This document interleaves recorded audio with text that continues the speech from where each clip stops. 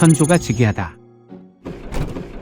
조선 최초로 후궁의 자손이었던 선조는 재위 기간이 4번째로 긴 임금인 만큼 이 시기 참 많은 사건이 있었는데요.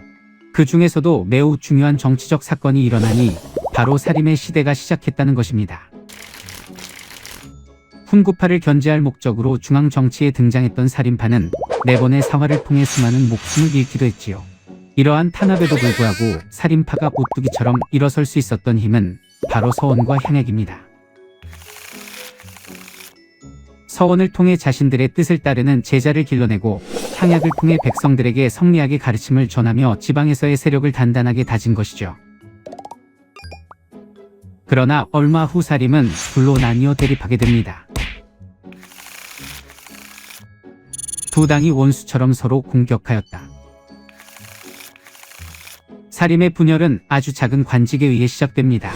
바로 이조전랑이라고 불리는 관직이었는데요. 이조전랑은 품계는 낮았지만 관리를 뽑는 인사권을 가지고 있어 모두가 탐내는 자리였습니다. 또한 고위직으로 승진하기 위해선 꼭 거쳐야 할 만큼 매우 중요한 자리였지요. 때문에 이 자리를 차지하기 위해 김효원과 심의겸 사이에 치열한 다툼이 벌어지는데요. 김효원을 지지하는 세력을 동인, 심의겸을 지지하는 세력을 서인이라 불렀는데 이는 그들의 집이 각각 동대문, 서대문 쪽에 위치해 있었기 때문입니다. 결국 이조전랑이라는 관직 하나로 살인파는 동인과 서인으로 나뉘게 되었고 조선 후기 본격적인 붕당 정치가 시작됩니다. 일본이 명을 정벌하기 위해 길을 내달라고 요구하다. 수백 년간 큰 전쟁이 없었던 조선은 오랜 기간 지속된 평화로 군사들은 나태해지고 국방력은 점점 약해지고 있었습니다. 반면 일본은 크고 작은 여러 세력들로 쪼개져 100년이 넘는 전쟁의 시대를 보내며 군사력을 다지고 있었지요. 또한 포르투갈로부터 식무기인 조총을 수입하는 등 16세기의 두 나라는 전혀 다른 행보를 걷고 있었는데요. 100년간 분열되어 있던 일본을 통일한 도요토미 히데요시는 이제 바다 건너 명나라마저 정복하겠다는 야망을 드러냅니다. 그리고 조선에게 명나라를 정벌하려고 하니 길을 내라는 황당한 요구를 하는데요. 당시 명나라를 섬기고 있던 조선은 이를 거절하며 일본의 침입을 대비합니다. 그러나 전쟁의 규모는 조선의 예상을 능가하는 수준이었으니 치밀한 준비를 마친 일본의 침략이 시작됩니다. 새벽에 서울을 떠나다. 1592년 4월 13일 일본은 20만 대군을 이끌고 부산 공격을 시작으로 5월 3일 수도 한양에 도착합니다. 그런데 단숨에 한양을 점령하고 왕을 인질로 삼은 뒤 조선의 군사와 물자를 모아 명나라를 치려 했던 일본의 계획이 송두리째 흔들립니다. 바로 선조가 자신의 몸을 보존하기 위해 궁궐과 백성을 버리고 북쪽으로 도망을 간 겁니다. 심지어 국경을 넘어 명나라로 건너갈 계획까지 세우는데요. 예상치 못한 선조의 도망은 전쟁을 장기화시켰고 때문에 전쟁의 물자 수송이 승패에 큰 요소로 작용하지요. 이때 전쟁의 신 이순신 장군은 바다를 통해 물자 보급을 하려 했던 일본의 계획을 모조리 차단해 전세를 역전시켜버립니다. 이순신이 외병을 견내량에서 격파하다. 무서운 속도로 진격해오던 일본군의 사기를 꺾고 전쟁의 흐름을 뒤집은 전투가 있습니다. 전라도 앞바다를 지나 한양으로 물자를 보급하려 했던 일본의 계획을 좌절시키며 전세를 유리하게 전환한 전라자수사 이순신 장군의 한산도 대첩. 바다를 통한 보급이 불가능해진 일본이 전라도의 곡창지대를 점령해 문제를 해결하려 하자 그 계획마저 좌절시킨 진주목사 김시민 장군의 진주대첩.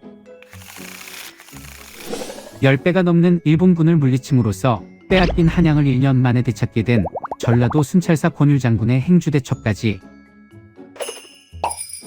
임진왜란 3대 대첩이라 불리는 이 전투들은 관군, 의병, 백성 모두가 힘을 합쳐 대승을 거둔 역사적인 승리였지요. 우리에게 큰 희망과 용기를 가져다준 역사적 순간이었습니다. 통제사 이순신이 운명하다.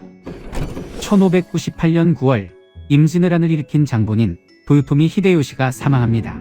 잇따른 패배로 싸울 의지를 잃어버린 왜군은 그의 사망 소식에 철수를 결심하는데요.